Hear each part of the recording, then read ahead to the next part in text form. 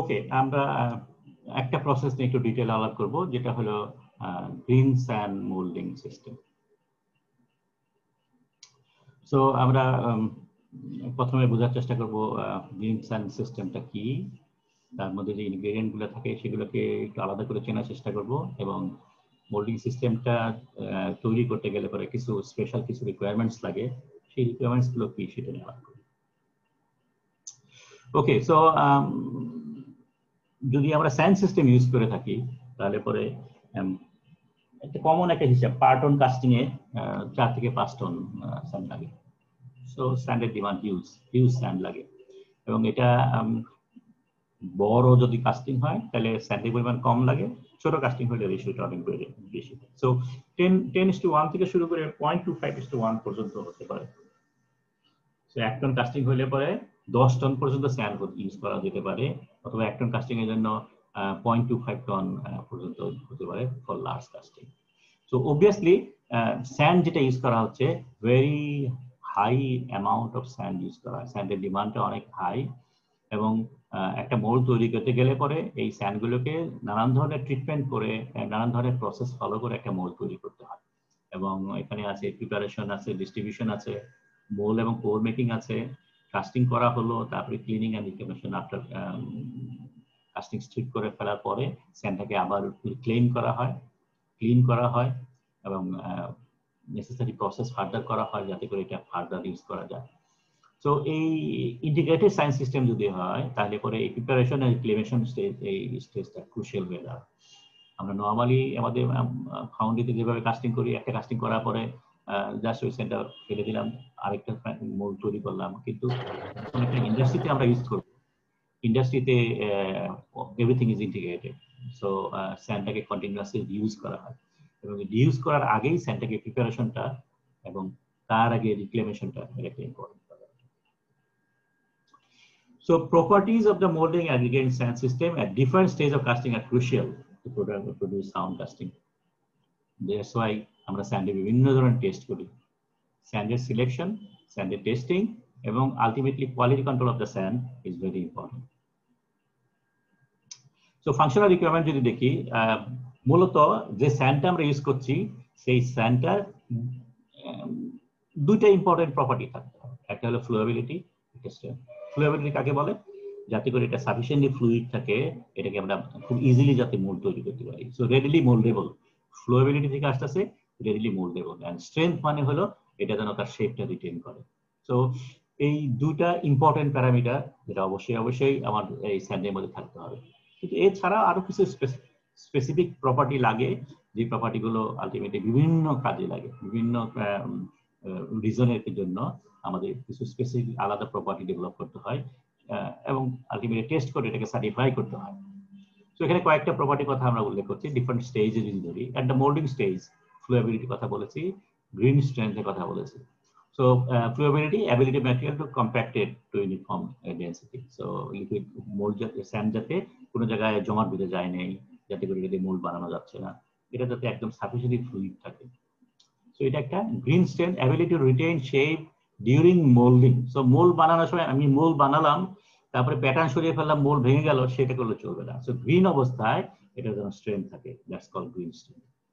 During casting কিছু আলাদা property থাকে, থার্মাল স্ট্যাবিলিটি। সো হাই টেম্পারেচারে লিকুইড মেটাল ঢালতেছি, মোল্ড হট হয়ে যাচ্ছে, সো থার্মাল স্ট্যাবিলিটি যেন থাকে। রিফ্র্যাক্টরিনেস, এটা যেন গলে যায় না, ফিউজ হয়ে না যায় হাই টেম্পারেচারে। ড্রাই স্ট্রেংথ, লিকুইড মেটাল দেওয়ার সময় মোল্ডটা আস্তে আস্তে ড্রাই হচ্ছে, তো এই সময় যেন মোল্ড ভেঙে না যায়, ক্র্যাক যাতে তৈরি না হয়।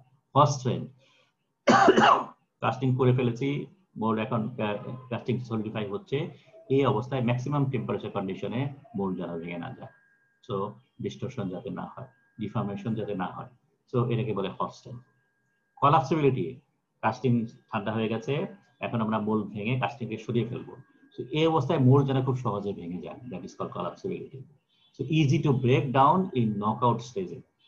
কাস্টিং সরিয়ে ফেলার জন্য মোল্ড ভাঙা যে প্রসেসটা সেটাকে বলে নকআউট প্রসেস। এই নকআউট স্টেজে যায় নিয়ে মোল্ড যাতে খুব সহজে ভেঙে যায়, দ্যাট ইজ কল্ড কলাপসিবিলিটি। পারমিয়াবিলিটি, মোল্ডের ভিতরে প্রচুর পরিমাণে গ্যাস থাকে, কাস্টিং এর ভিতরে প্রচুর পরিমাণে গ্যাস থাকে, সো এই গ্যাসগুলো যাতে সহজে এক্সকেপ করতে পারে থ্রু মোল্ড, এই জন্য মোল্ডটা পারমিয়েবল হতে হবে। So This is called permeability. And fineness. At the same time, যে স্যান্ডগুলো আমরা ইউজ করছি স্যান্ডগুলো সাফিসিয়েন্টলি স্মল হতে হবে যাতে করে মোল্ড সারফেস যেটা হয় এই সারফেসের ভিতরে দুইটা স্যান্ডের মাঝখানে যে গ্যাপ যেটা আছে সেই গ্যাপের ভিতর দিয়ে লিকুইড মেটাল ভিতর দিকে ঢুকে যেতে না পারে। সারফেস টেনশন যেন এটা বাধা দেয়। ক্যাপিলারি অ্যাকশন যেটা আমরা পড়াশোনা করি সেই এই ক্যাপিলারি অ্যাকশনের মাধ্যমে ভিতরে না ঢুকে সেই জন্য পোর্স গুলো সাফিসিয়েন্টলি স্মল হতে হবে। সো ফাইনার স্যান্ড ইউজ করতে হবে। So this is called fineness. So prevent metal penetration and produce smooth casting surface. এই কারণে স্যান্ড এই যে আমরা ম্যাটেরিয়াল যে ইউজ করব সেটা অ্যাডিকুয়েট ফাইননেস থাকতে হবে। At the storage stage mould বানিয়ে সাথে সাথেই সবসময় কাস্টিং করা হয় না, যদিও আমাদের ল্যাবে ফাউন্ড্রিতে ডিফারেন্ট ইস্যু কাস্টিং করার আগে মোল্ড বানাই, কিন্তু ইন্ডাস্ট্রিতে কন্টিনিউয়াসলি মোল্ড বানিয়ে রেখে দেওয়া হয় এবং কন্টিনিউয়াসলি এখান থেকে ইউজ করা হচ্ছে। সো একটা স্টোরেজ বেঞ্চ লাইফ থাকতে হয়। বেঞ্চ লাইফ মানে একটা certain period before using the mould, এবং এই পিরিয়ডে মোল্ড যেন প্রপার্টি লুজ না করে। প্রপার্টি লুজ মানে এটা সাফিসিয়েন্টলি ড্রাই হয়ে যাচ্ছে, ডিসিন্ডিকেট হয়ে যাচ্ছে, অথবা মোল্ড ময়েশ্চার অ্যাবজর্ব করে এটাকে লিকুইফাই করে বলে বন্ডিং যেগুলো ইউজ করা আছে বন্ডিং গুলো লুজ হয়ে যাচ্ছে। এই দুইটার যেন কোনোটাই না হয়। Durability, capacity to withstand repeated cycle, অর্থাৎ স্যান্ড গুলো প্রতিবার কাস্টিং করার পরে যত এত সাফিসিয়েন্টলি ড্যামেজ না হয়ে যায় এটা ফার্দার ইউজ করা যাচ্ছে না। So it must be durable, sand গুলো যেন বারবার রিপিটেডলি ইউজ করা যায়। সো রিইউজেবিলিটি এটা যেন বেশি থাকে। So this are the properties যেগুলো নর্মালি আমরা যে ইনগ্রেডিয়েন্ট ইউজ করি to make the mould, sand mould তার থাকতে হবে। এবং এগুলোর জন্য আমরা বিভিন্ন ধরনের টেস্ট করে থাকি to find the actual value. Okay, now let us talk about green sand molding aggregate. Sometimes green molding sand aggregate বলে। So একদম প্রথম থেকেই এটা ইউজ করা হচ্ছে। কাস্টিং 5000 বছর আগে কাস্টিং প্রসেস শুরু হয়েছে চীনে, সেই তখন থেকেই মেইন ইনগ্রেডিয়েন্ট যেটা ছিল কাস্টিং এ সেটা হলো গ্রিন স্যান্ড।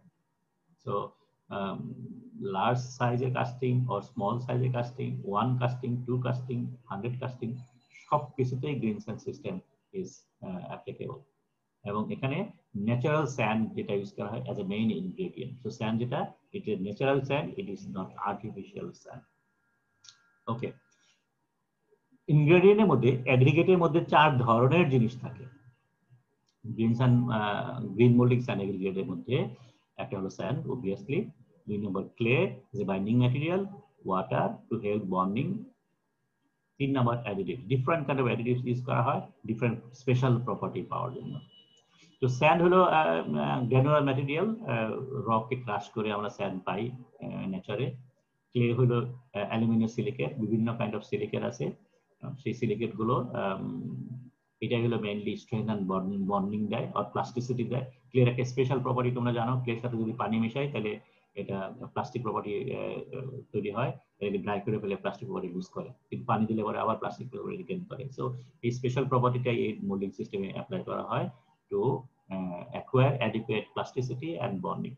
ওয়াটার না দিলে পরে ক্লের তার প্রপার্টি ডেভেলপ করে না, so you need sufficient water to interact with clay. So water কে আমরা sometimes moisture বলে থাকি, and there are many additives আছে যেগুলো special property, for example collapsibility বাড়ানোর জন্য ইউজ করা হয়। সো এটা হলো green sand system. Opposed to that, another one which is called dry sand system. Dry sand system যেখানে স্যান্ড যেটা ইউজ করা হয় ন্যাচারাল থেকে খুব কমই এটা ইউজ করা হয়, pure silica sand normal use করা হয়। ফর এক্সাম্পল আমরা সিলেটে যে স্যান্ড গুলো পাই সেই সিলেট থেকে স্যান্ড গুলো নিয়ে এসে আমরা ড্রাই স্যান্ড বানাই, অথবা স্যান্ড সিলিকা স্যান্ড ছাড়াও অন্যান্য রিফ্র্যাক্টরি ম্যাটেরিয়াল আছে, আমরা একটু পরে দেখবো, সেই ধরনের ম্যাটেরিয়াল ইউজ করা হয় ড্রাই স্যান্ড সিস্টেমের মধ্যে। এবং এখানে নরমালি ক্লে ইউজ করা হয় না as a binding material. Binding material হিসেবে বিভিন্ন ধরনের অর্গানিক অর ইনঅর্গানিক, যেমন ডেক্সট্রিন আছে, মলাসিস আছে, গ্লুটিন আছে, পিচ আছে, রেজিন আছে, এই ধরনের ইনগ্রেডিয়েন্ট ম্যাটেরিয়াল ইউজ করা হয় to impart bonding in the sand. Moisture is thoroughly dry, যেহেতু ক্লে লাগে না, সো ময়েশ্চার একদম টোটালি রিমুভ করা হয়। So this is a great advantage because moisture is the main source of porosity. So moisture কমে যাওয়া মানেই porosity-কে almost eliminate করে ফেলা। সো মোল্ডটাকে বেকিং করতে হয়, বেকিং করে তার মানে মোল্ড বানালাম, মোল্ড বানানোর পর এটাকে ড্রাই করতে হয়, ফার্নেসে দিয়ে এটাকে ড্রাইং করা প্রসেসটাকে বলে বেকিং। সো এই বেকিং প্রসেসে ময়েশ্চারটাকে থরলি রিমুভ করে দেওয়া হয়। Dry sand mould are generally stronger obviously, যেহেতু এটা পিওর সিলিকা স্যান্ড ইউজ করা হচ্ছে এবং ময়েশ্চার যেহেতু নাই, যে বাইন্ডার যেগুলো ইউজ করা হচ্ছে this are strong binder than clay, as a result mold is very strong, very hard, এবং as a result dimensional stability খুবই ভালো। কিন্তু খেয়াল করো, what about hot tear tendency of the metal? যেহেতু mold is very strong, যার কারণে hot tear tendency এখানে খারাপ গ্রিন স্যান্ডের তুলনায়, কারণ গ্রিন স্যান্ডের মধ্যে মোল্ডটা নরম থাকে, যার কারণে মোল্ড নিজে কলাপস করে সেই ভিতরে যে নেগেটিভ প্রেশার তৈরি হচ্ছে সেটাকে ওভারকাম করতে পারে। কিন্তু এখানে যেহেতু মোল্ড ভেরি স্ট্রং, আমরা বলছি স্ট্রং মোল্ড হলে পরে সে কাস্টিংটাকে কন্ট্রাক্ট করতে দেয় না, যার কারণে ভিতরে যে হটস্পট যেখানে আছে সেখানে ফিয়ার ডেভেলপ করে। So there are strong economic incentive to use low-cost green sand system. Obviously, যেহেতু এটা খুবই সস্তা, নেচারে পাওয়া যায়, খুব একটা কিছু করতে হয় না, শুধু ক্লেটাকে মিশিয়ে রিজনেবল লিমিটে নিয়ে আসা হয়। On the other hand, dry sand is expensive, যার কারণে ড্রাই স্যান্ডটা সব জায়গায় ইউজ করা হয় না। ইউজুয়ালি হেভিয়ার কাস্টিং এ যেখানে মোল্ড স্ট্রং লাগে সেই সমস্ত ক্ষেত্রে সাধারণত ড্রাই স্যান্ড ইউজ করা হয়। অ্যাডভান্টেজ দুইটার আলাদা আলাদা করে যদি চিন্তা করি, গ্রিন স্যান্ডের অ্যাডভান্টেজের মধ্যে low cost material, obviously high suitability mechanise সিস্টেমে, ওকে নো প্রবলেম মেকানাইজ সিস্টেমে করার জন্য। Sand is easily recondition, so repeatedly use করা যায়। শুধুমাত্র কাস্টিং করার পরে এটাকে চালনি দিয়ে সেকে যদি কোনো বার্ন আউট স্যান্ড হয় সেগুলো সরিয়ে ফেলা, যদি দলা বেঁধে যায় সেই দলাগুলোকে জাস্ট কোনো মেশিন দিয়ে বা হাত দিয়ে এটাকে দলাগুলোকে সরিয়ে করা, মিনিমাইজ করা অথবা সরিয়ে ফেলা চালনি দিয়ে সেকে। এবং কিছু বাইন্ডিং ম্যাটেরিয়াল নষ্ট হয়ে যায় হিটের কারণে, সো কিছু ক্লে আবার অ্যাড করা। So nothing fancy, small reasonably easy মেথডের মাধ্যমে এটা রিকন্ডিশনেবল করা very easy. Reduce risk of hot tear, একটু আগে যেটা বললাম, due to low compression strain mold which is less resistance to contraction. Mold joints closely, যেহেতু নরম মোল্ড, যার কারণে আমরা যখন কোপ অ্যান্ড ড্র্যাগ একসাথে করি এটা খুব ইজিলি একটার সাথে একটা লেগে যায়। মোল্ড যদি শক্ত হয় তাহলে মাঝখানে কিছু গ্যাপ থেকে যায়, যার কারণে এই গ্যাপের ভিতর দিয়ে লিকুইড মেটাল ফ্লো করে। সো এটাকে বলে ফ্ল্যাশ। সো ফ্ল্যাশ হলে তোমাকে মেশিনিং করতে হবে, অথবা ফ্ল্যাশ সামটাইমস ওখানে কুলিংটা ফাস্টার করে লিমিট, কারণ এটা থিকনেস কম। সো এই সমস্ত জায়গায় বলে এটাকে একটা স্পেশাল টার্মিনোলজি আছে, ওই জায়গাটা শক্ত হয়ে যায়, তার মানে গ্রেন সাইজ ছোট হয়ে যায়। ফাইনার মানে কুলিং মেথড ফাস্টার হওয়ার কারণে ওই সমস্ত গ্রেন সাইজ ছোট হয়ে যায়। তো ওই জায়গায় হার্ড স্পট তৈরি হয়। Okay, the process is environmentally friendly, যেহেতু এখানে অর্গানিক বাইন্ডার জাতীয় কিছু ইউজ করা হচ্ছে না, এখানে ভেপার যেটা জেনারেট করে সেটা মূলত ময়েশ্চার, কারণ এখান থেকে মোল্ডের মধ্যে আমি লিকুইডের ঢালতে পরেই ময়েশ্চার গুলো ইভাপোরেট করে। সো আলটিমেটলি ধোঁয়ায় সেকে যায়, কিন্তু এই ধোঁয়াটা হলো ময়েশ্চারের ধোঁয়া। On the other hand dry sand সিস্টেমের মধ্যে তোমার অর্গানিক বাইন্ডার এটা বার্ন করে, যার ফলে কার্বন মনোক্সাইড, কার্বন ডাইঅক্সাইড বা অন্যান্য গ্যাস জেনারেট করে। Okay, so as compare to green sand system, advantage of dry sand প্র্যাকটিসের মধ্যে যদি বলি, maximum resistance to mould distortion erosion, so mould distortion হয় না বললে চলে। Bending problem is reduced. Bending কাকে বলে? আমরা গ্রিন স্যান্ড সিস্টেমের বেলায় গ্যাসগুলোকে সহজে বেরিয়ে যাওয়ার কারণ জন্য আমরা সামটাইমস ভেন্ট করি, একটা চিকন তার দিয়ে এরকম গুটিয়ে অনেক পোর ডেভেলপ করি, this is called venting. So dry sand system হলে যেহেতু ময়েশ্চার নাই মোল্ডের মধ্যে, সো বেন্ডিং এর প্রয়োজন পড়ে না। মেটাল পেনিট্রেশন ইজ রিডিউসড, যেহেতু একটা সলিড মোল্ড, যার কারণে এবং এখানে এই ময়েশ্চার না থাকার কারণে permeability requirement very low, as a result finer sand আমরা ইউজ করতে পারি। সো মেটাল পেনিট্রেশন রিডিউস হয়ে যায়। Surface chilling is greatly reduced, আমরা আগেই বলেছি যে ময়েশ্চার থাকা মানে চিলিং ইফেক্ট হওয়া, সেখানে যেহেতু ময়েশ্চার নাই চিলিং ইফেক্ট গ্রেটলি রিডিউসড হয়ে যায়। Problems of drying out during delay in castings, sand mould, green sand মোল্ডের মধ্যে ময়েশ্চার থাকে, যার ফলে বেশি দিন রাখলে পরে ময়েশ্চার ড্রাই হয়ে যায়। সো প্রবলেম ক্রিয়েট করে, মোল্ড ফ্রায়াবল হয়ে যায়, লুজ হয়ে যায়, ভেঙে গুঁড়া হয়ে যায়, কিন্তু এখানে সেই ধরনের সমস্যাটা হয় না। ওকে, দেন ইনগ্রেডিয়েন্ট নিয়ে যদি আমরা আলাপ করি, আমরা প্রথম ইনগ্রেডিয়েন্ট হলো স্যান্ড। তো গ্রিন স্যান্ড মোল্ডিং সিস্টেমের মধ্যে স্যান্ড যেটা ইউজ করা হয় natural sand. And sanded definition, theoretical definition যদি চিন্তা করি, any granular material যার সাইজ 0.1 থেকে 2 মিলিমিটারের মধ্যে তাকে বলে স্যান্ড। ঠিক আছে, so composition is not an issue here. এটা হলো সাইজ। সিভিল ইঞ্জিনিয়াররা এইভাবে ডিফাইন করে। সো 2 মিলিমিটার থেকে শুরু করে 0.1 মিলিমিটার পর্যন্ত এটা হলো স্যান্ডের জোন। 0.1 এর নিচে যদি হয় বা 0.01 এর নিচে যেতে হয় সেটাকে বলে ক্লে। সো কম্পোজিশন এখানে ডিফাইন, এটাকে অ্যাকর্ডিং টু সাইজ ডিফাইন করা হচ্ছে। ক্লে হলো 0.01 এর নিচে যদি হয় সাইজ, সেগুলোকে বলে ক্লে। 0.1 এর উপরে যদি হয় আপ টু 2 মিলিমিটার পর্যন্ত সেগুলোকে বলে স্যান্ড। ঠিক আছে, 2 মিলিমিটার উপরে যদি সাইজ হয় সেগুলোকে বলে pebble, gravel, etcetera etcetera. So আমরা রক, বোল্ডার, সো ওদিকে যাচ্ছি না, আমরা স্যান্ডের মধ্যে চলে very coarse sand, medium sand, fine sand, etcetera. Okay, so natural sand হলো যেটা নেচারে পাওয়া যায়, যে স্যান্ডের সাথে কিছু অর্গানিক ম্যাটেরিয়াল, ফর এক্সাম্পল গাছের পাতার বিভিন্ন ধরনের অর্গানিক কম্পাউন্ড সেগুলো চলে আসে, ক্লে কিছু থেকে যায়। সো দিস ইজ একটা ন্যাচারাল স্যান্ড। সিনথেটিক স্যান্ড হতে পারে যেটার মধ্যে ওই ধরনের কোনো জিনিস থাকে না, purely according to chemical composition যে ম্যাটেরিয়াল যেটা থাকে, যেটা হলো for example it could be silica, it could be zircon, it could be লিগেন, it could be chromite, etcetera etcetera. আমরা একটু পরে এগুলোর সম্বন্ধে আলাপ করছি। টিপিক্যাল প্রপার্টি যদি চিন্তা করি তাহলে অবশ্যই সিভ অ্যানালাইসিস করে আমরা যেগুলো বের করেছি সেটা number 1 size, distribution and shape. So shape হতে পারে স্ফেরিক্যাল, হতে পারে অ্যাঙ্গুলার, হতে পারে এক্সেট্রা এক্সেট্রা। সাইজ ডিস্ট্রিবিউশন এটা আমরা জানি, এফএস ফাইনেস নাম্বার বলে একটা কথা আছে যেটাতে সাইজ করে, এবং সাইজ ডিস্ট্রিবিউশনের মধ্যে ইউনিফর্মলি ডিস্ট্রিবিউটেড, তার মানে সব এখানে যদি 10টা সিপ ফ্র্যাকশন থাকে 10টা সিপ ফ্র্যাকশনের মধ্যে মোটামুটি সেম অ্যামাউন্টের স্যান্ড আমরা পেয়েছি। So this is the uniformly distributed sand. So size distribution, actual size, average size যেটা এফএস সাইজ সিপ নাম্বার বলে, আর শেপ, এই তিনটা হলো important. Then refractoriness and thermal stability. So এটা মেল্টিং পয়েন্ট কত, এটা থার্মালি স্টেবল কতটুকু সেটা। থার্মাল এক্সপ্যানশন আলফা, আমরা জানি অর্ডিনারি স্যান্ড, সিলিকা স্যান্ড যদি হয় তাহলে আনুমানিক 500 দিকে এটা একটা ট্রান্সফরমেশন হয়, আলফা টু বিটা ট্রান্সফরমেশন।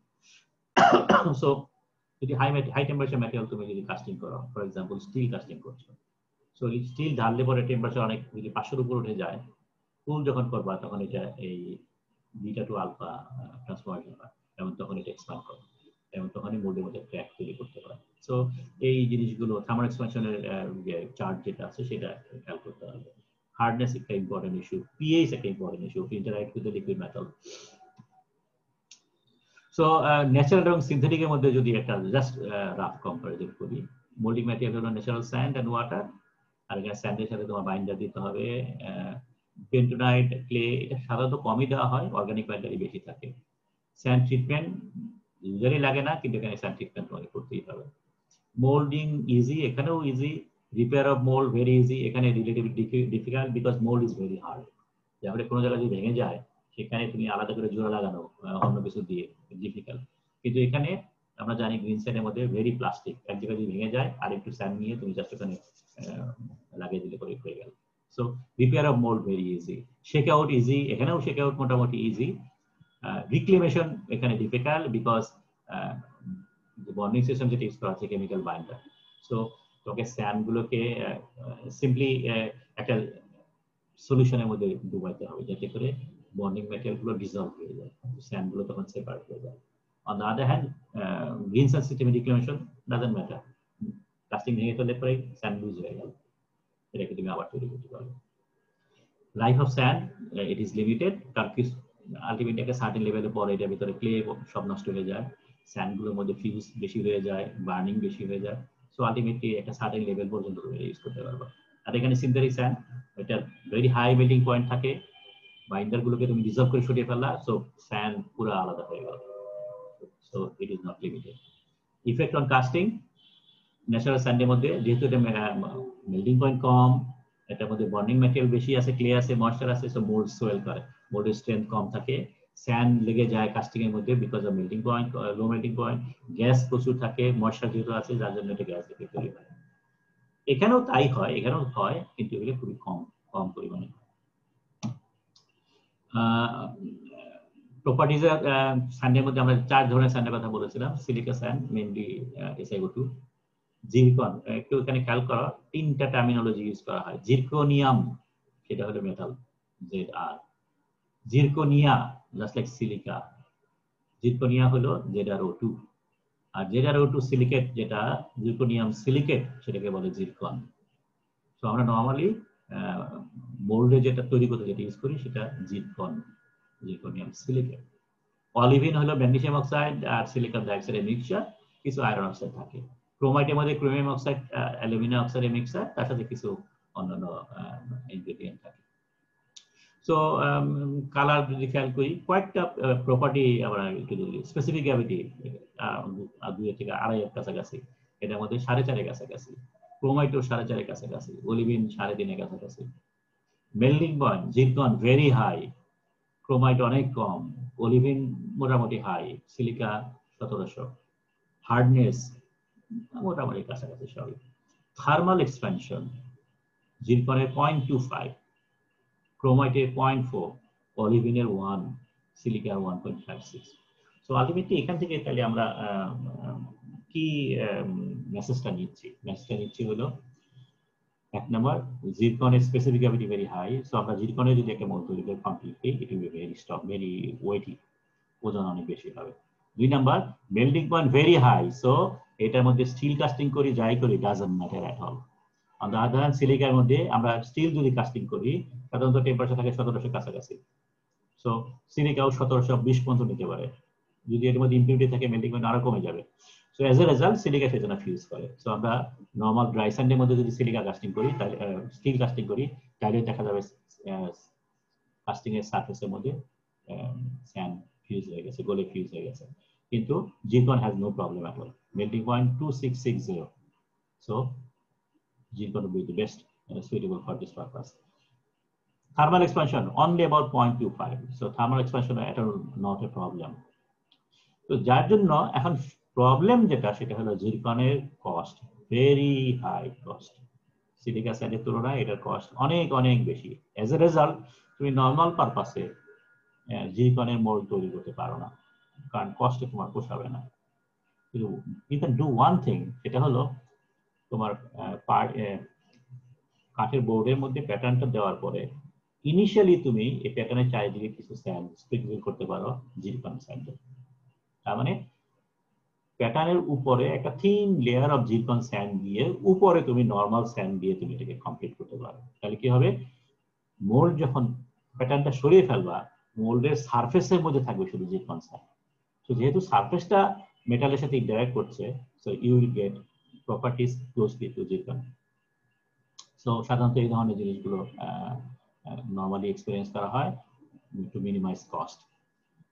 আমাদের দেশে জিরকন অ্যাভেলেবল, কোথায় অ্যাভেলেবল?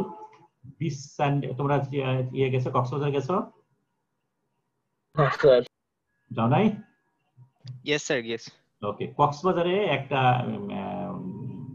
সরকারি একটা প্রতিষ্ঠান আছে, এটাকে বলে বিচ স্যান্ড এক্সপ্লোরেশন সেন্টার, ঠিক আছে? ওইখানে ওরা যেটা করে সেটা হলো এই বিচ স্যান্ড থেকে বালি নিয়ে সেখান থেকে ভ্যালু মিনারেল গুলো এক্সট্রাক্ট করে, এবং সেইখানে আমাদের বিচের মধ্যে প্রচুর জিরকন আছে।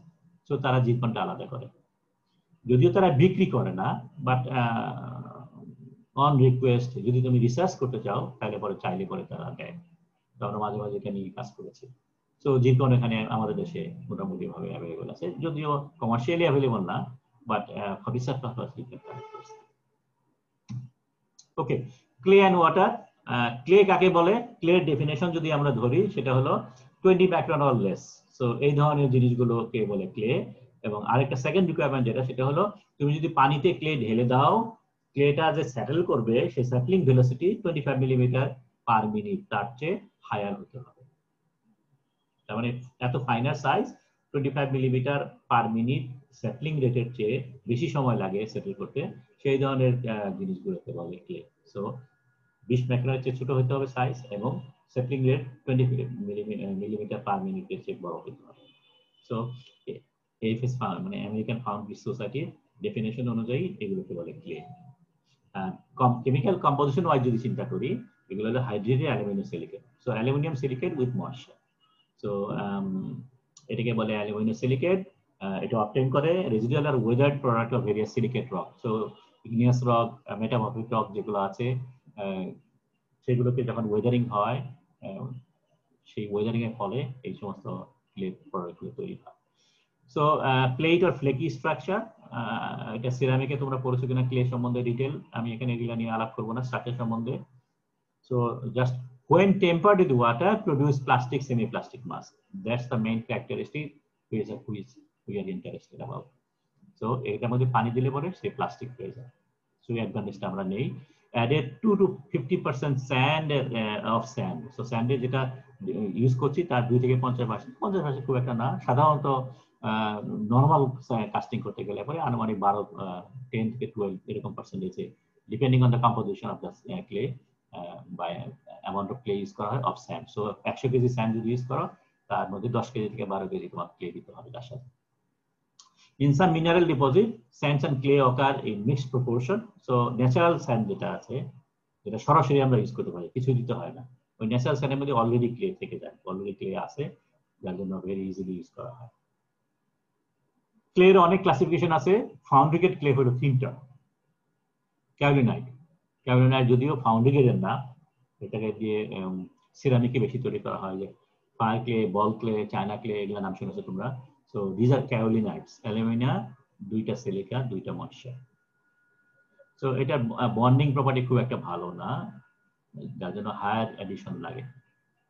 মনমোরিডোনাইট, এটাই হলো main foundry purpose sand, sorry foundry purpose clay, যেটা মনমোরিডোনাইটের বেসিক কম্পোজিশন হলো অ্যালুমিনিয়াম সিলিকেট, এখানে 4টা সিলিকা, 1টা ময়েশ্চার।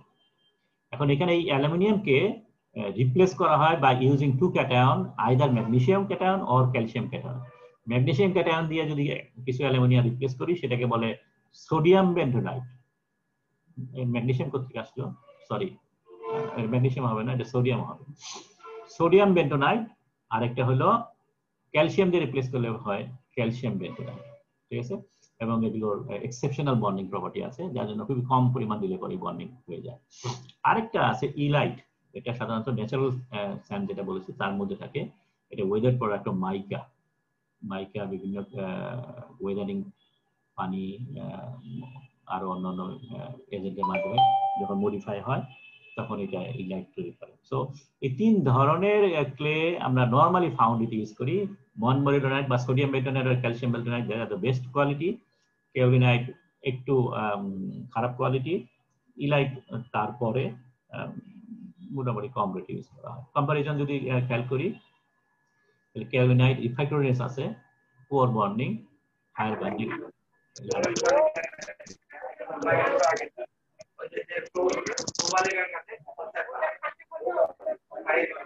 সাউন্ড কমাও, এবার সাউন্ড অফ করো।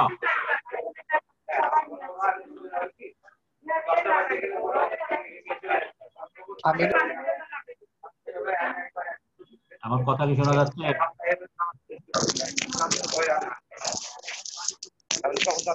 কথা ঠিক শুনতে পাচ্ছি না।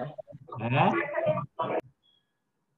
তোমরা সবাই তোমাদের সাউন্ড অফ করো প্লিজ। এখন শোনা যাচ্ছে?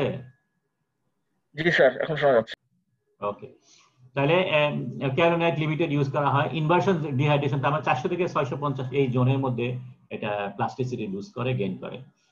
মনমোরিডোনাইট যেটা আছে, ওয়েস্টার্ন বেন্টোনাইট, যেটা সোডিয়াম দিয়ে যেটা করা হয় সেটাকে বলে ওয়েস্টার্ন বেন্টোনাইট। সো এটার হাই অ্যাবজর্পশন ক্যাপাসিটি। দুইটার বেলায় একই কথা, কিন্তু দুইটার মধ্যে একটা ক্লিয়ার ডিস্টিংশন আছে, সেটা হলো ওয়েস্টার্ন বেন্টোনাইট যেটা আছে সেটা গ্রিন স্ট্রেন্থ কম, high dry strength and hot strength বেশি। আর সাউদার্ন বেন্টোনাইটের মধ্যে গ্রিন স্ট্রেন্থ বেশি, ড্রাই স্ট্রেন্থ, হট স্ট্রেন্থ কম। তো এই হলো মোটামুটি দুইটার মধ্যে তফাৎ। এদের inversion temperature little bit higher. এটার মধ্যে মডারেট বন্ডিং, ইনভার্সন পয়েন্টটা 500 থেকে 550 এর মধ্যে।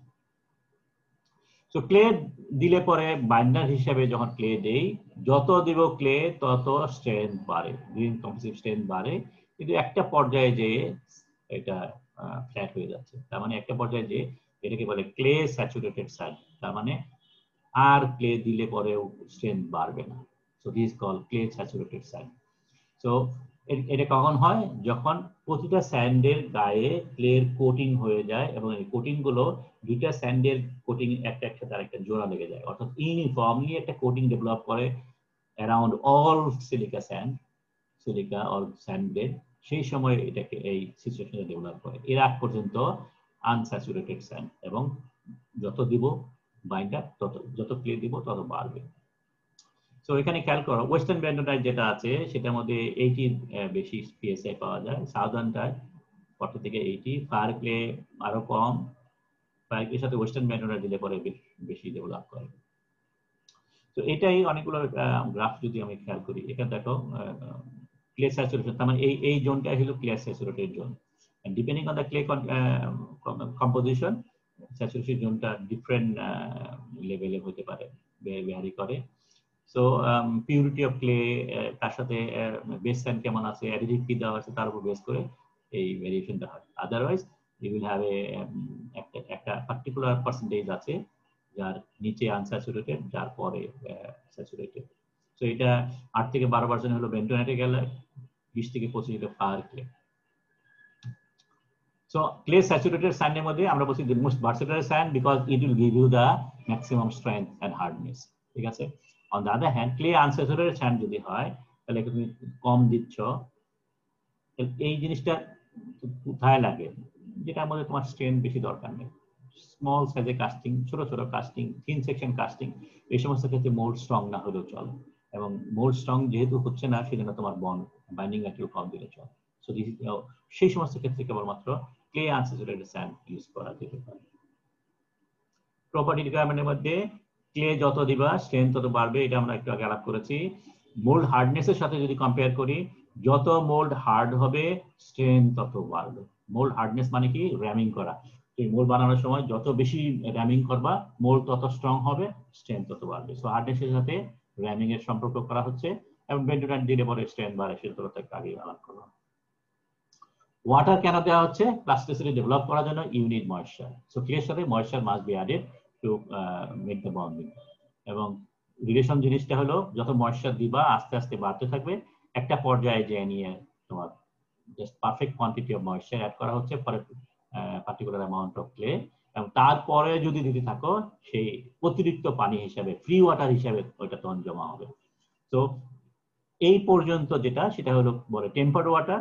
টেম্পারড ওয়াটার যেটা বন্ডিং দিচ্ছে, ক্লের সাথে রিঅ্যাক্ট করে বন্ডিং তৈরি করছে, সেটা হলো টেম্পারড ওয়াটার, এবং এই পিকের পরে যদি অ্যাডিশনালি ময়েশ্চার থাকে সেটাকে বলে ফ্রি ওয়াটার, তার মানে এক্সেস ময়েশ্চার হিসেবে থাকবে, এবং এটা দিলে পরে গ্রিন স্ট্রেন কমে যাবে, তার মানে এটা তখন কি বলবো, পানি দিলে পরে যে কাদা যেরকম হয়ে যায় সেটা কাদার মতো হতে থাকবে।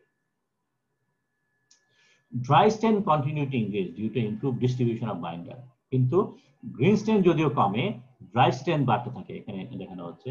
So dry strength continue to increase because যে বন্ড যেটা আছে ক্লেটা চারিদিকে ইউনিফর্মলি ডিস্ট্রিবিউটেড হতে থাকে, অ্যাজ এ রেজাল্ট স্ট্রেংথ বাড়তে থাকে। So this is the summary of the graph, এটা হলো টেম্পারিং ওয়াটারের সাথে ক্লের সাথে স্ট্রেংথের রিলেশন। জেনারেল ট্রেন্ড এইটাই, সব ক্ষেত্রে এটা হচ্ছে, যে ক্লেই দাও না কেন, বেন্টোনাইট, ক্যালসাইট, ওয়েস্টার্ন বেন্টোনাইট যেটাই দাও না কেন, নেচার এরকমই, প্রথমে কম বাড়তে থাকবে তারপরে কমতে থাকবে, এবং ক্লে কোয়ান্টিটি যদি দিবা পিক স্ট্রেংথ তত বাড়তে থাকবে। সো সবগুলো এবার একই কথা।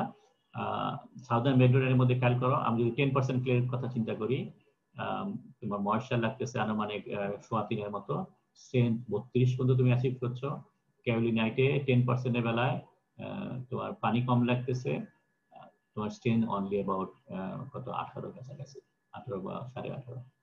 ওয়েস্টার্ন বেন্টোনাইটের মধ্যে 10% ক্লে দিলে পরে এটা আরো 28 এর কাছাকাছি। সো বেন্টোনাইটের মধ্যে তুমি হায়ার প্রপার্টি পাবা, অন দ্য আদার হ্যান্ড ক্যারোলিনাইটে তুমি লোয়ার প্রপার্টি পাবা। ড্রাই স্ট্রেন গুলো নরমালি বাড়তে থাকে, তারপরে কোন একটা জায়গায় যে স্যাচুরেটেড হয়ে যায়, আর ওয়েস্টার্ন বেন্টোনাইটে যেহেতু প্রপার্টি একটু কম হয়, সো এটা আরো একটু পরে যায় নিয়ে বেন্ড হয়ে যাচ্ছে। ক্যারোলিনাইটের মধ্যে প্রপার্টি সবচেয়ে কম হয়, যার জন্য খুব আগে এটা বেন্ড হয়ে ইউনিফর্মলি স্যাচুরেটেড রিচ করে। সো ইফেক্ট অফ ওয়াটারকে যদি সামারাইজ করি, তাহলে for a given clay type and content that is optimum water content, এর বেশি যদি দাও তাহলে ওটা মানে ফ্রি ওয়াটার হয়, যেটা গ্রিন প্রপার্টিকে কমায় যায়। So too much water cause excessive plasticity, and dry strength হচ্ছে গ্রিন স্ট্রেংথ কমে যায়। 2 little water adequate strength reach করবে না, প্লাস্টিসিটি রিচ করবে না। So control of moisture in the mouldings and develop the best properties necessary to basis of hand control. এই কারণেই তুমি যদি কোয়ালিটি কাস্টিং করতে চাও, you must know what is the moisture content, what is the clay content in your sand aggregate. Okay, additives যারা দেওয়া হচ্ছে to obtain certain special properties. Usually inorganic হতে পারে, organic হতে পারে। কমন প্রপার্টি যেগুলো ডেভেলপ করানো হয় সেটা হলো হট স্ট্রেংথ বাড়ানোর জন্য, মেটাল পেনিট্রেশন কমানোর জন্য, কলাপসিবিলিটি বাড়ানোর জন্য, সারফেস ফিনিশ বাড়ানোর জন্য, এক্সেট্রা এক্সেট্রা। এবং এই যে ম্যাটেরিয়াল যেগুলো অ্যাড করা হয় সেগুলো নেচারটা দুই ধরনের হয়ে থাকে, আইদার রিডিউসিং নেচার অথবা ফাইব্রাস নেচার অথবা বাইন্ডিং নেচার। সো এই তিন ধরনের হয়। রিডিউসিং মানে কি, এগুলা জাস্ট একটা বার্ন করে গ্যাস অ্যাড করে। ফাইব্রাস যদি হয়, সো ফাইবারের মতো, তার মানে স্যান্ডের মধ্যে ফাইবার থাকে, অ্যাজ এ রেজাল্ট এগুলোর কলাপসিবিলিটি বেড়ে যায়, বাইন্ডিং এঙ্গেজ তার মানে স্ট্রেন বাড়া যাচ্ছে। সো এই ধরনের তিন ধরনের নেচারের উপর বেস করে বিভিন্ন ধরনের অ্যাডিটিভ ইউজ করা হয়। আর যদি কয়েকটা এখানে খেয়াল করি, সো বাইন্ডার হিসেবে সিরিয়াল, মোলাসিস মানে চিটাগুড়, আমরা নরমালি যেটা আমাদের ফাউন্ডিতে মোলাসিসটা খুব বেশি ইউজ করে, ঠিক আছে। So resin, linseed oil, water glass মানে সোডিয়াম সিলিকেট। সো এই ধরনের জিনিসগুলো বাইন্ডার হিসেবে ইউজ করা হয়। কলাপসিবিলিটি বাড়ানোর জন্য মোস্ট কমন যেটা মোলাসিস, বেস্ট ম্যাটেরিয়াল হতে পারে যেমন তুষ চিনো? তোমরা কি তুষ চিনো নাকি? Rice husk. ইয়েস। সো তুষটা এগুলা কলাপসিবিলিটি বাড়ানোর জন্য আমাদের দেশে ইউজ করা হয়। সিরিয়ালও অ্যাড করা হয়, মোটামুটি একই সেম নেচারে। রিডিউসড এক্সপানশন প্রবলেম, এই ধরনের জিনিসগুলো স্ট্রেংথ বাড়ানোর জন্য বাইন্ডিং ম্যাটেরিয়াল আছে। মেটাল পেনিট্রেশনের জন্য coal dust, iron oxide, silica flour, fine জিনিসগুলোর উপরে কোটিং দেওয়া হয়। Improve surface finish, coal dust, resin. Flowability বাড়ানোর জন্য rigid fibrous material, bench slab বাড়ানোর জন্য সিরিয়াল, রেজিন, মোলাসিস ও বন্ডিং ম্যাটেরিয়াল বাড়ানো। সো এই হলো কমন ম্যাটেরিয়াল যেগুলো দিয়ে স্পেশাল কিছু প্রপার্টি আমরা ডেভেলপ করি। সো এই ধরনের প্রপার্টি যদি লাগে তাহলে পরে আমরা আমাদের নর্মাল ইনগ্রেডিয়েন্ট যেটা আছে স্যান্ড, ক্লে, ময়েশ্চার, তার সাথে এই জিনিসগুলো অ্যাড করা হয় অ্যাজ অ্যাডিটিভস। সো এই হলো আমাদের আজকের ক্লাস।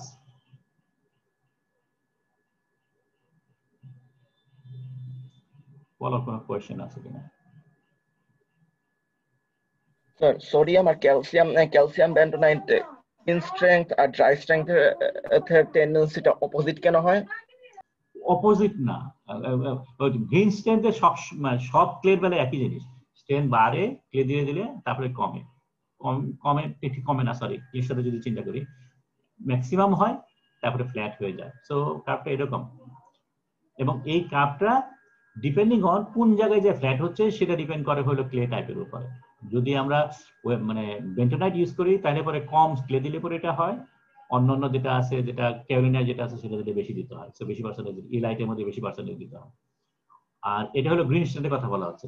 আর ড্রাই স্ট্যান্ডের মধ্যে বলা হচ্ছে যে যেহেতু ময়েশ্চার বেশি থাকলে পরে বন্ডিং যে বাইন্ডিং ম্যাটেরিয়াল যেটা দেওয়া হচ্ছে সেই বাইন্ডিং ম্যাটেরিয়ালটা ইউনিফর্মলি ডিস্ট্রিবিউটেড হতে পারে, যার কারণে হট স্ট্রেংথ এবং ড্রাই স্ট্রেংথ বেড়ে যায়। তো এটা মোটামুটি শার্পলি বাড়তে থাকে, কিন্তু তারপরেও আলটিমেটলি একটা জায়গায় যে এটা কার্ভ হয়ে যায়, তার মানে একটা জায়গায় যে ফ্ল্যাট হয়ে যায়। এবং এই জায়গাটা গ্রিন স্ট্রেংথের যে যায় ম্যাক্সিমাম স্ট্রেংথ পাচ্ছে 32, এখানে দেখানো হয়েছিল, তার চেয়ে আরো বেশি স্ট্রেংথ পাওয়া যায়, তার চেয়ে বেশি যায়নি, এটা ফ্ল্যাট হয়ে যায়। তো ফ্ল্যাট সবগুলাই হচ্ছে, কিন্তু কম বেশি কোন জায়গায় যে নিয়ে হচ্ছে সেটা ডিপেন্ড করে। প্রশ্নটা এক্স্যাক্টলি এটা ছিল, আমি জিজ্ঞেস করছি সোডিয়াম এবং ক্যালসিয়াম বেন্টোনাইটের ক্ষেত্রে প্রপার্টিস আর ডিফারেন্ট হয় কেন, মানে এখানে কি স্যার আয়নিক সাইজ এটসেট্রা? এটা আমি আলাপ করি নাই, আমি ধরে নিয়েছি এটা তোমরা সিরামিকে পড়েছো, যার জন্য আমি এটা নিয়ে স্ট্রাকচার নিয়ে আমি আলাপ করি নাই, ঠিক আছে। যদি আমি স্ট্রাকচার নিয়ে কোশ্চেনও করবো না, যদি তুমি জানতে চাও ঠিক আছে, আমি নেক্সট ক্লাসে এটা আলাপ করতে পারি। ওকে স্যার, সোডিয়াম আর ক্যালসিয়ামের জাস্ট এই হাইড্রেশন ক্যারেক্টারিস্টিকটা স্যার। ঠিক আছে, ওকে। তাহলে আর যদি কোনো কোশ্চেন না থাকে তাহলে আমরা শেষ করি। খেয়াল করতে হবে তোমাদের ক্লাস টেস্ট আগামী সোমবারের পরের সোমবার, ঠিক আছে, সরি নট সোমবার, শনিবার। সো কামিং স্যাটারডের পরের সপ্তাহের স্যাটারডে, আমি যদি আমাদের এখানে ক্যালেন্ডারটা খেয়াল করি, 21 তারিখ পরে মনে হয়। ইয়েস, স্যাটারডে 21 তারিখ। 21 তারিখে আমাদের ক্লাস টেস্ট হবে, সেটা হলো কাস্টিং ডিফেক্টের উপরে। ওকে, এন্ড করি।